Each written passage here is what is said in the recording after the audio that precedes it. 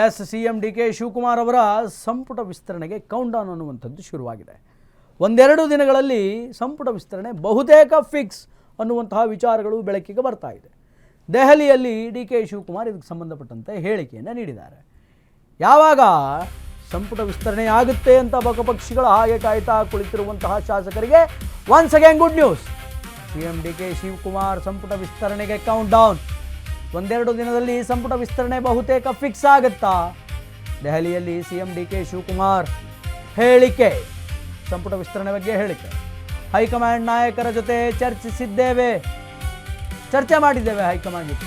ಖರ್ಗೆ ಸಾಹೇಬರು ಇಂದು ಇಲ್ಲ, ನಾಳೆ ಬರ್ತಾರೆ.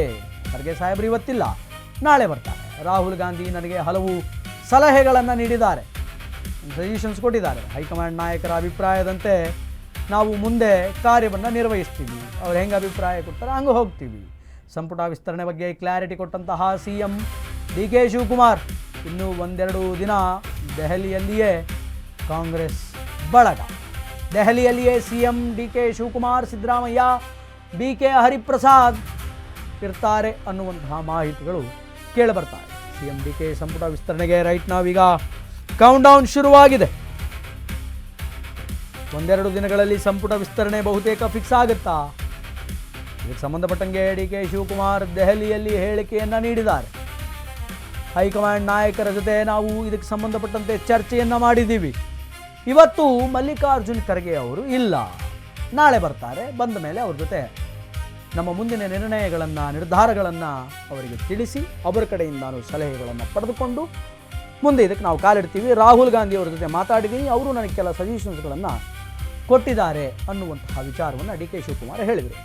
ಖುದ್ದು ಮುಖ್ಯಮಂತ್ರಿಗಳು ಏನು ಮಾತಾಡಿದ್ದಾರೆ ಅಂತ ಕೇಳ್ಕೊಂಬರೋಣ. Byte please.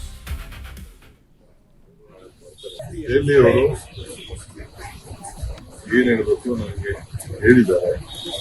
ಇವತ್ತು ಖರ್ಗೆ ಸಾಹೇಬರು ಇಲ್ಲ, ಅವರು ನಾಳೆ ಬರ್ತಾರೆ. ಹೈಕಮಾಂಡ್ ಏನ್ ಮಾಡ್ತಾರೆ ನಾವೆಲ್ಲ ನಮ್ಮ ಮದುವೆ ತಿಳಿಸಿದ್ದೀವಿ. ಅವ್ರೇನು ಮಾಡಿದ್ದಾರೆ ಯಾವಾಗ ನಾವು ಸಿದ್ಧತೆ ಮಾಡ್ತೀವಿ. ದೆಹಲಿಯವರು ಏನ್ ಹೇಳಬೇಕು ನನಗೆ ಹೇಳಿದ್ದಾರೆ. ಇವತ್ತು ಖರ್ಗೆ ಸಾಹೇಬರು ಇಲ್ಲ, ಅವರು ನಾಳೆ ಬರ್ತಾರೆ. ಹೈಕಮಾಂಡ್ ಏನ್ ಮಾಡ್ತಾರೆ ನಾವೆಲ್ಲ ನಮ್ಮ ಮದುವೆ ತಿಳಿಸಿದ್ದೀವಿ.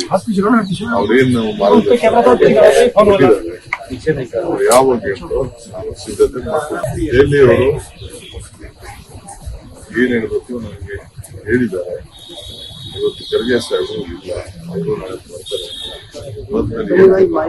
ಹೈಕಮಾಂಡ್ ಏನ್ ಮಾಡ್ತಾರೆ ನಾವೆಲ್ಲ ನಮ್ಮ ಮದುವೆ ತಿಳಿಸಿದ್ದೀವಿ.